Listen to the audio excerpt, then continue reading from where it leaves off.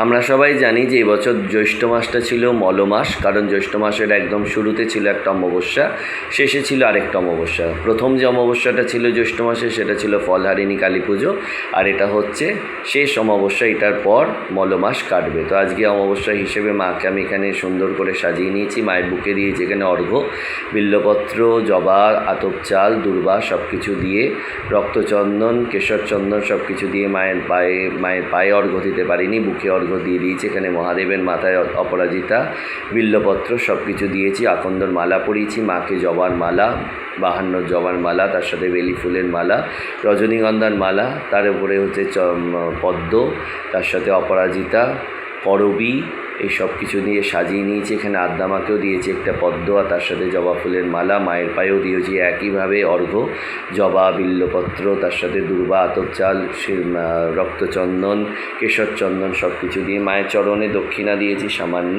এখানে তারা মাকে বসিয়ে নিয়েছি, তার সাথে বাবা গণেশকে দিয়েছি দূর্বা দল। আর এখানে মা তারাকেও একই রকমভাবে অপরাজিতা, জবা, বিল্লপত্র, দূর্বা সব কিছু দিয়ে সাজিয়ে নিয়েছি। মাকেও দিয়েছি জবার মালা, বেল ফুলের মালা এবং পদ্ম ফুল। আর যেহেতু রবিবার পেয়েছিলাম ওই জন্য খুব সুবিধা হয়েছিল। রবিবার দিন সকালবেলা আমার ফুল দিদির কাছে গিয়ে তার কাছ থেকে আমার মনের মতন সমস্ত ফুল, মালা সব কিছু কিনে নিয়ে চলে এসেছিলাম। এখানে আমার গুরুদেবকে বেল ফুলের মালা পরিয়ে, গুরুদেবকেও বিল্লপত্র, জবা না ওখানে টগর, তার সাথে অপরাজিতা, তার সাথে কলকে সব কিছু দিয়ে গুরুদেবের চরণে ফুল নিবেদন করেছি। এখানে নারায়ণকেও দিয়েছি একটা বেল ফুলের মালা, তার সাথে তুলসী পাতা এবং রক্তপদ্ম। নারায়ণের হাতে লাল পদ্মই ধারণ করে থাকেন নারায়ণ, এবং লাল পদ্মের ওপরেই উনি দাঁড়িয়ে থাকেন।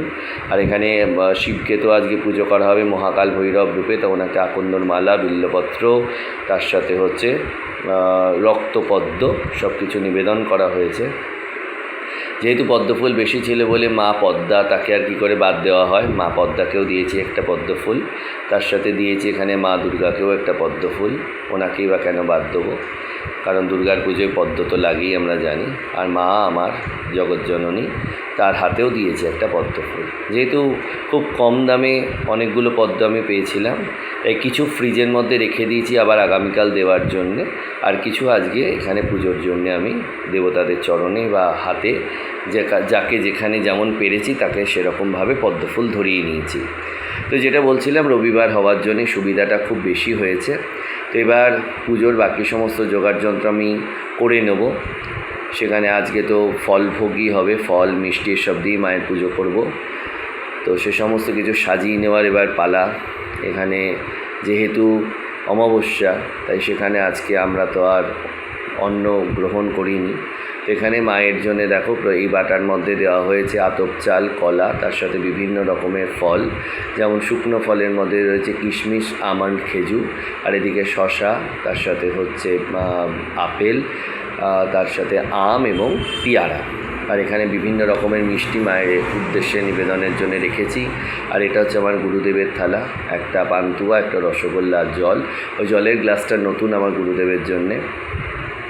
আর এখানে বাকি সমস্ত দেবদেবতার জন্যেও রয়েছে একই রকমের প্রসাদ। এখানে মা কালীর জন্য এবং মহাকাল ভৈরবের জন্য দুখানা সাজা পান, মায়ের কাছে জ্বালানোর জন্য সর্ষের তেলের প্রদীপ, ঘিয়ের প্রদীপ এবং সম্পূর্ণ আরতি করা হবে মায়ের পুজোর পর।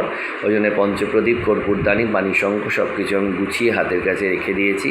এখানে মাকে স্নান করিয়ে নিয়ে, ছোটো মাকে স্নান করিয়ে নিয়ে মাকে সুন্দর করে অর্ঘ্য মায়ের মাথায় দিয়েছি। তার সাথে সিঁদুর, চন্দন সব কিছু দিয়ে সুন্দর করে ভূষিত করে নিয়েছি।